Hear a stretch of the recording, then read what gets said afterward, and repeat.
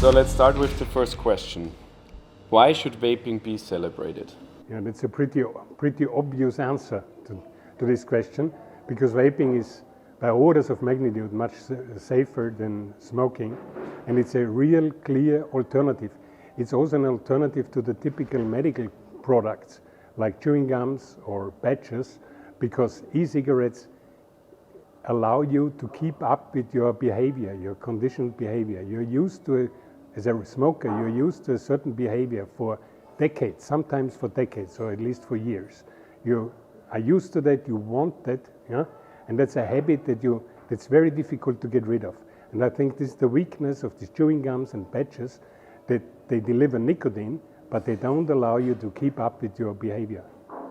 And you said a lot of times already that it's less harmful than smoking. Why do you think is it not celebrated then, but quite the contrary, it is attacked from many sides? This is a question that I am asking myself since 15 years. It's very difficult to answer. I think I never expected that there will be such an opposition against this very safe alternatives to smoking, which really gives smokers a chance to easily quit without being hurt or without needing medical advice, just do it. Why the opposition? It's very, very hard to answer. Of course, it's the money. One motivation is money.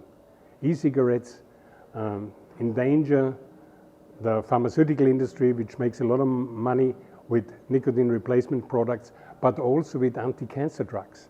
And up to 40 or 50% of all cancers worldwide are directly or indirectly a consequence of smoking. So imagine that the incidence of cancers is reduced by 50%. Then of course this would be a big disadvantage for the pharmaceutical industry. So this is one thing. And the other thing is of course the taxes. So states make money with tobacco tax, and finally smokers tend to live shorter. So, and of course old people produce costs, again health costs and pensions and so on. So there's a lot of financial reasons to keep the smoking rates up. And the second thing is, I think, and this is probably more important, is an ideological issue. So there are some health experts which, with good reason, try to reduce smoking rates. And they try to do everything. They increased prices, they banned smoking in public places and so on. They did whatever they could to reduce smoking rates, but they were not very successful, in fact. And now, suddenly smokers have a chance to do it by themselves. They don't need the experts anymore. So the experts don't accept this, and they started to convert their fight against tobacco smoke to a fight against nicotine. Suddenly we have an anti-nicotine war, which used to be a tobacco war. Nobody talked about nicotine. Everybody agreed that nicotine is not the problem. That's the reason why nicotine replacement products were approved as medical tools to stop smoking. If nicotine were indeed a highly addictive neurotoxin, that would never have been approved to be sold in pharmacies or in drugstores. And curiously, you didn't mention knowledge as a problem anymore, because what's puzzling for a lot of consumers is, I think, that especially those who proclaim at least to want to improve public health are also those who are the most anti-vaping politicians or public health advocates. So you don't think they don't know enough about vaping? They would know, but they do it because of other reasons to oppose vaping? The experts do know it.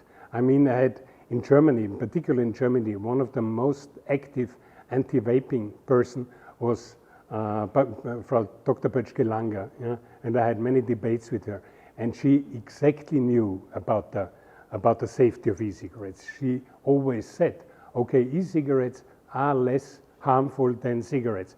And then she started with a but. And for every sentence that includes a but, you can forget what came before the but. When you say to a woman, oh, you are a very attractive woman, but. So, she won't be amused. So I think they know very well what's going on, and they have an agenda, a clear agenda to avoid the vaping. They need to avoid it for the reasons I just mentioned. This is money and ideology. They are against everything that produces clouds, except maybe kitchen pots or so. I don't know. Yeah, and we see also one of the most attacked parts of vaping, if you want to call it like this, are the flavors. Are those parts of this agenda because they don't want to say we want to ban it outright? Is then the next easiest target the flavors? The flavors are easy. I mean, they want to.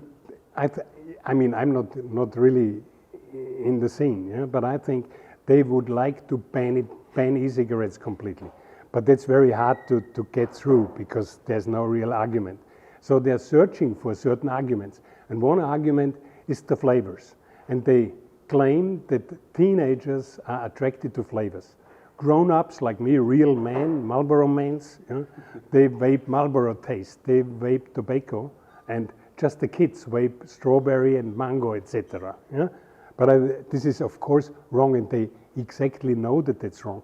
There are a lot of studies out showing that grown-up vapers prefer fruit flavors or candy flavors, and that tobacco flavors is used by a minority of the vapers. So this is just an easy argument, yeah, to make e-cigarettes less attractive. So they try to put on taxes, they make it more expensive, and they ban flavors to make them less attractive. So they do their best to just avoid that smokers are attracted by e-cigarettes and could switch. So I'm glad that there are studies out that I can admit that I vape watermelon. Yeah. And I'm still a man. Watermelon is. There's just one liquid in my history that I threw in the garbage, and this was watermelon. But still, I started vaping with the Marlboro taste because I'm a real man. I mean, I'm cool. Huh? But meanwhile, I'm vaping basically, basically most of the cases strawberry. Yeah. Do you think the politicians understand that the tobacco taste is also a flavor? No, they don't understand it. I did some reports on flavors, so and then I get the ingredients, the analysis from certified labs, and I had to write toxicological reports on that. And what I learned from that is that the tobacco flavors are the most complex flavors. They contain 60 to 70 single compounds, while a strawberry flavor contains maybe 10. So the most complex flavors are tobacco flavors. But many people don't understand it. In the United States, they often refer to the tobacco flavor, the e-cigarettes, as unflavored. So they are flavored is mango and strawberry and orange, and unflavored is tobacco. But this is, of course, absolutely unjustified. That's simply wrong.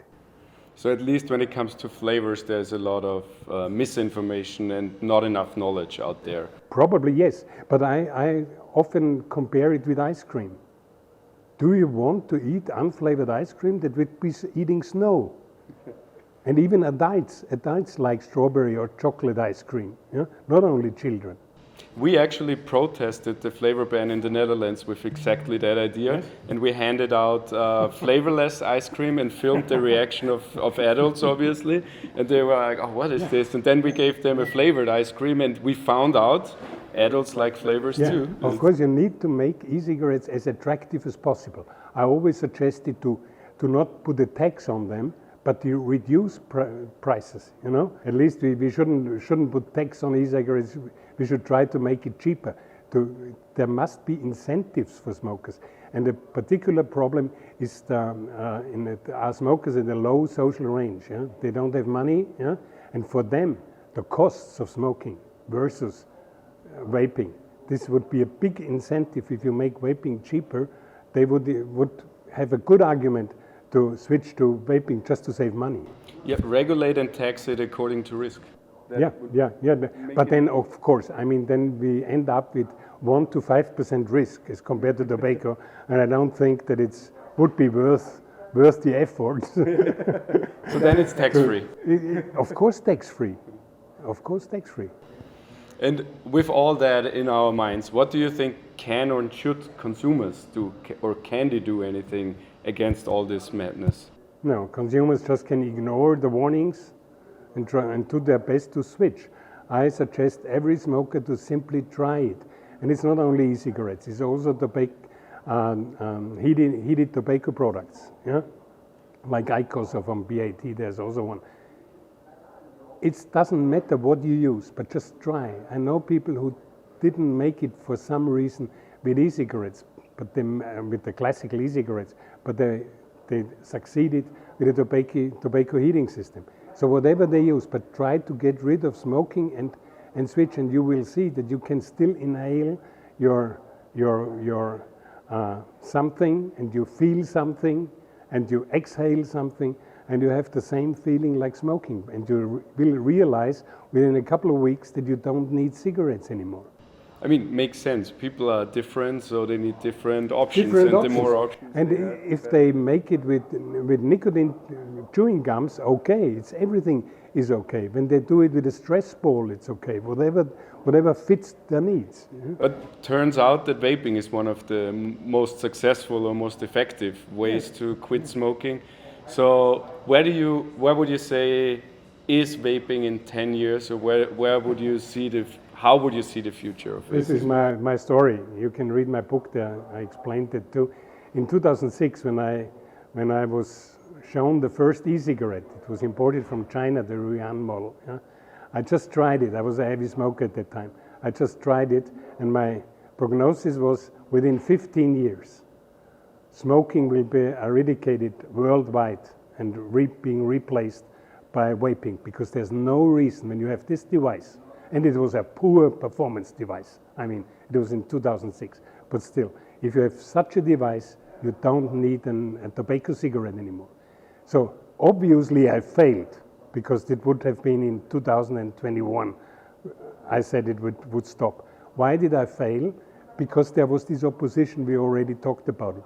I immediately informed anti-smoking organizations about this new invention, this device that was invented in China, hoping that they would all be glad and would embrace this. In contrast, I got shitstorms.